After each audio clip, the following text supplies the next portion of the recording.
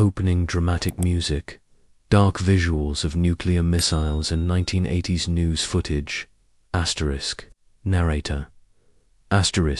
In the early hours of September 26, 1983, the fate of the world rested in the hands of one man. A man who stared at a flashing red warning light that screamed nuclear missiles incoming. And in that moment, he had to decide. Retaliate or risk total annihilation. But what if I told you the alarms were false? And what if I told you we came within minutes, just minutes of World War III? This is the story the world almost forgot. The night humanity nearly destroyed itself.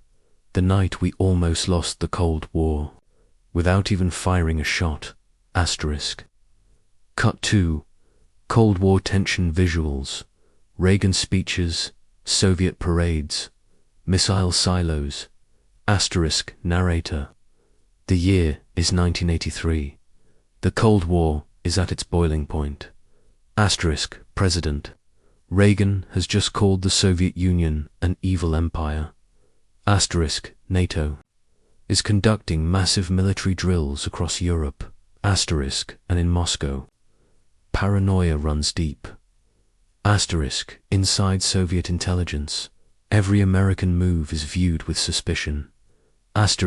Every NATO exercise is seen as a possible smokescreen for a surprise nuclear attack. The Soviets believe an American first strike is not just possible, it's imminent. Cut 2. Soviet bunker footage. Moody red lighting narrator.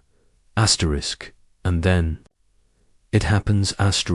Shortly after midnight, in a secret Soviet military facility near Moscow. A satellite early warning system lights up. Missile launch detected. Then 2, then 4, then 5. According to Soviet radar, the United States has launched nuclear missiles. They're heading toward the Soviet Union. Estimated impact, 20 minutes. Inside the bunker, sirens blare. Officers scramble. Panic sets in. The man in charge of verifying the attack is Lieutenant Colonel Stanislav Petrov. It's his job to report the launch to his superiors. If he does, the Soviet Union will immediately retaliate. Tension music. Rises close-up of Petrov's face. Deep breaths. Sweat dripping narrator. But something feels off. Only 5 missiles. If the US wanted to start a war, wouldn't they launch hundreds? Thousands. Petrov hesitates. His team urges him to make the call.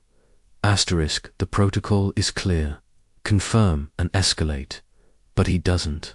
He decides to wait. 2. Trust his gut. And then nothing happens.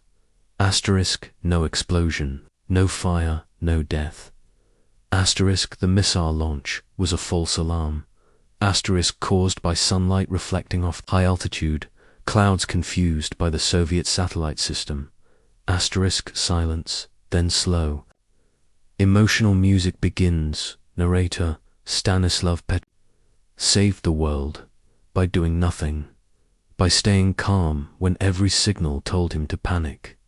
But here's the twist. He was reprimanded, scolded for not filling out his paperwork properly. His name was buried. His story forgotten. No awards. No medals. Just silence. Cut to Reagan's Star Wars speech. Soviet missile tests. Nuclear drills.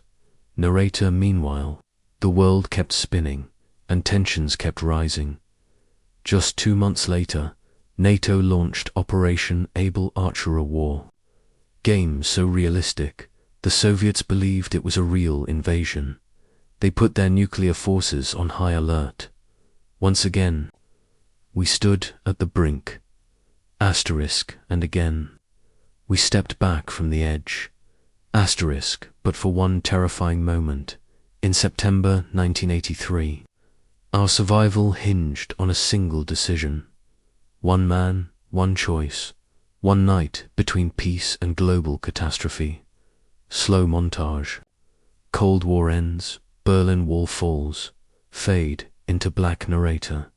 Today, we remember the leaders, the armies, the politics, but rarely do we remember the quiet heroes, the ones who didn't press the button, the ones who stopped the war that never happened. Stanislav Petrov died in 2017. Asterisk. His story is now taught in history classes around the world. Asterisk, but ask the average American, and they've never heard his name.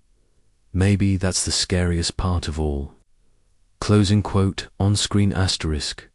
The greatest victories are the wars we never fight.